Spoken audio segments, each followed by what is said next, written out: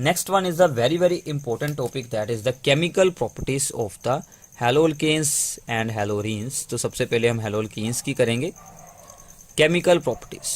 Chemical properties को की starting करने से पहले आपको जो बॉन्ड है, जो इसमें मेन बॉन्ड बनता है, जिसकी रिएक्शंस होनी है, उसके बारे में जानकारी होनी चाहिए। हैलोजन, कार्बन के साथ जो हैलोजन अटैच है, तो हैलोजन की आपको याद है कि इलेक्ट्रॉन एक्टिविटी हैलोजन्स की सबसे ज़्यादा रहती है अपने अपने रिस्पेक्टिव पीरियड में। तो कार्बन से इनकी इलेक्ट्रॉन एक्टिविटी ज़्यादा होती है, तो इन पर पार्शियल नेगेटिव चार्ज बना रहता है।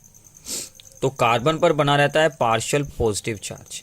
तो इसका मतलब क्या है कि इस कार्बन पर किसी न्यूक्लियोफाइल का अटैक हो सकता है, कोई न्यूक्लियोफाइल इस पर अटैक कर सकता है। तो इसका मतलब इनकी जो रिएक्शंस होंगी, हम हैलोअल्केन्स की बात कर रहे हैं अभी, तो सबसे पहली टाइप की रिएक्शंस होंगी इनकी न्यूक्लियोफिलिक सब्स्टिट्यूशन। सो ये सबसे इंपॉर्टेंट इनकी जो है एक टाइप है न्यूक्लियोफिलिक सब्स्टिट्यूशन रिएक्शंस। तो सेकेंड टाइप जो है इनकी वो एक रिएक्शन है, that is called elimination reaction. Elimination reaction पर हम एक वीडियो अलग से बनाएंगे जो कि आपके कॉम्पिटिटिव एग्जामिनेशंस के लिए होगी। बोर्ड की प्रेपरेशन के लिए आपका इसी पार्ट में ही सब कुछ हो जाएगा, elimination reactions. And C part is the reaction with metal, that is also very very simple reactions, जैसे कि वुड्स रिएक्शन होती है, आपने यह पिछले साल भी रीड की होगी। And D part is the reduction, इसमें भी एक या दो रिएक्शंस हैं सिंपली। तो बेसिकली जो मेन पार्ट है वो इसका ए है, और बी रिएक्शन बहुत ही इंपॉर्टेंट है। तो वन बाय वन अब हम इनको एक्सप्लेन करेंगे। सबसे पहले है न्यूक्लियोफिलिक सब्स्टिट्यूशन। आपको न्यूक्लियोफाइल्स के बारे में कुछ नहीं पता होगा, तो वो पहले मैं आपको बताऊंगा कि what are the nucleophiles and how they react with the haloalkanes. तो स्टार्ट करते हैं न्यूक्लियोफिलिक सब्स्टिट्यूशन। तो इससे पहले आपको न्यूक्लियोफाइल के बारे में कुछ पता होना चाहिए। तो what are the nucleophiles? Nucleophile ऐसी चीज होती है जिसने कि न्यूक्लियस पर अटैक करना होता है। न्यूक्लियस पर मतलब उसके पास एक्स्ट्रा इलेक्ट्रॉन्स होंगे। न्यूक्लियोफाइल के पास एक्स्ट्रा इलेक्ट्रॉन्स होंगे। हम इन्हें जनरली NU लिखकर, इसके पास लोन पेयर हो सकता है, नेगेटिव चार्ज होता है, जरूरी नहीं होता कि नेगेटिव चार्ज हो, न्यूट्रल भी हो सकते हैं। तो ये दो टाइप के बनते हैं, नेगेटिवली चार्ज्ड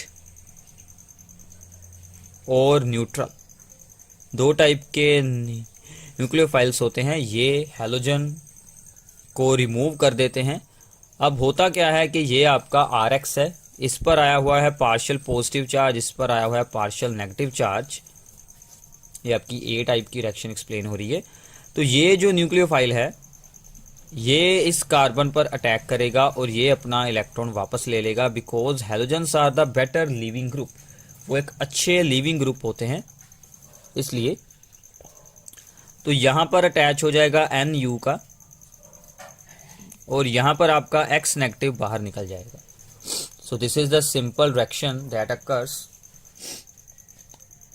अब इनकी बहुत सारी एग्जांपल्स हैं। तो सबसे पहले आपको न्यूक्लियोफाइल्स की एग्जांपल्स के बारे में पता होना चाहिए कि कौन कौन से न्यूक्लियोफाइल यहाँ पर हम यूज़ करने वाले हैं और कौन कौन से कंपाउंड बनने वाले हैं। उसी से आप इन सभी रिएक्शंस को खुद ब खुद फॉर्म कर सकते हैं। तो रीजन कौन सा ऐड करेंगे और प्रोडक्ट हमें क्या बनेगा,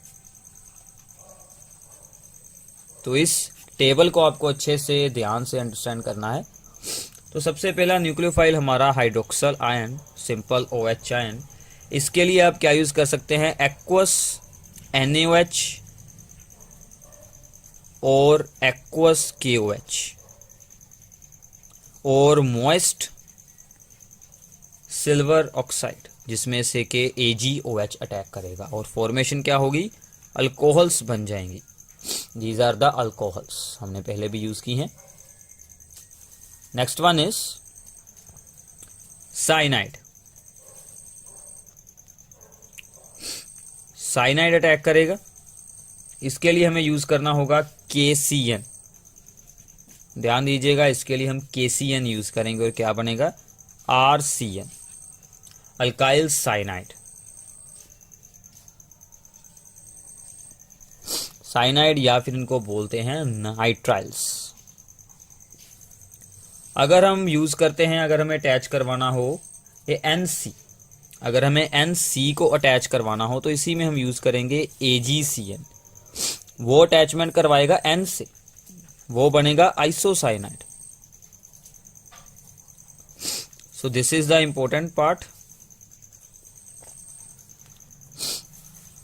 ऐसे ही आगे चलते हैं।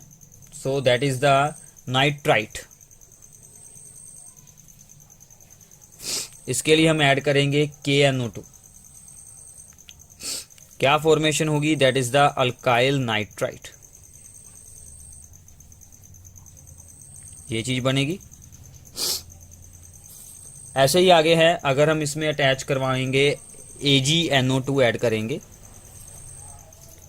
तो ये N से अटैक करेगा, O से नहीं अटैक करेगा, N से अटैक करेगा, तो ये बनाएगा नाइट्रो अल्केन्स। Nitro alkanes. तो ये काफ़ी इंपॉर्टेंट है। अगर आप ये सभी कुछ याद कर लेते हैं तो आपका बहुत ही अच्छे से ये सारा टॉपिक कवर हो जाएगा। ऐसे ही एक दो न्यूक्लियोफाइल्स और हैं, जैसे कि अगर हम HS का अटैक करवाते हैं, इसके लिए हमें रीजन यूज करना पड़ेगा NaHS। दैट आर द थायो अल्कोहल्स हम फॉर्म करेंगे। SO की जगह पर S आ चुका है, थायो अल्कोहल्स।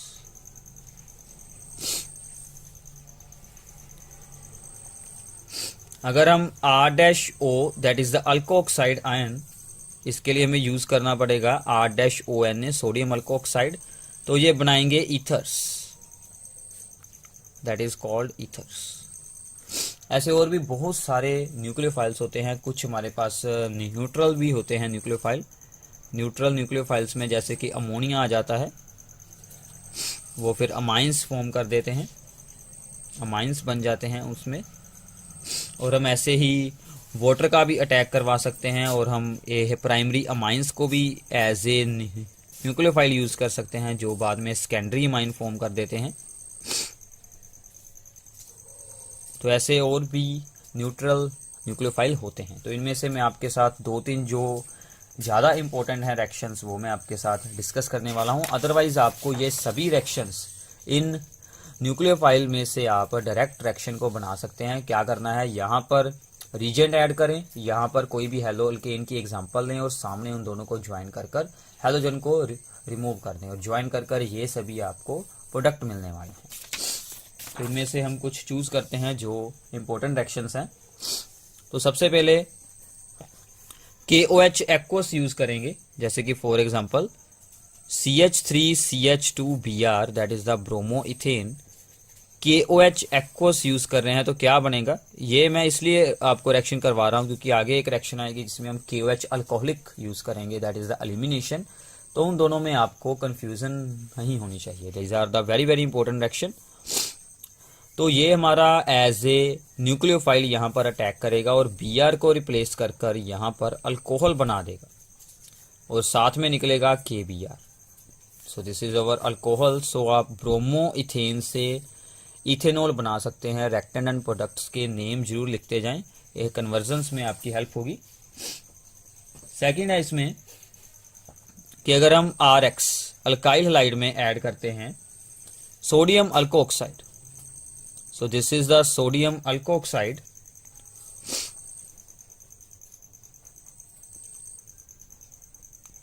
सोडियम अल्कोक्साइड ऐड करेंगे तो ये हमारा बनेगा न्यूक्लियोफाइल, और ये यहाँ पर X को रिप्लेस कर कर अटैच हो जाएगा। सो दिस इज, यहाँ पर हम R' लगा सकते हैं क्योंकि डिफरेंट चेन भी हो सकती है। सो ये क्या फॉर्म हुआ, ये है हमारे पास ROR, this is called ethers. तो इसमें साथ हम ईथर्स बना सकते हैं। इस रिएक्शन का एक स्पेशल नेम है, that is called Williamson synthesis. Williamson synthesis, इसका नेम आपको याद रखना है, this is called Williamson synthesis reaction. इसके बाद आगे चलते हैं। Third reaction is with KCN and AgCN।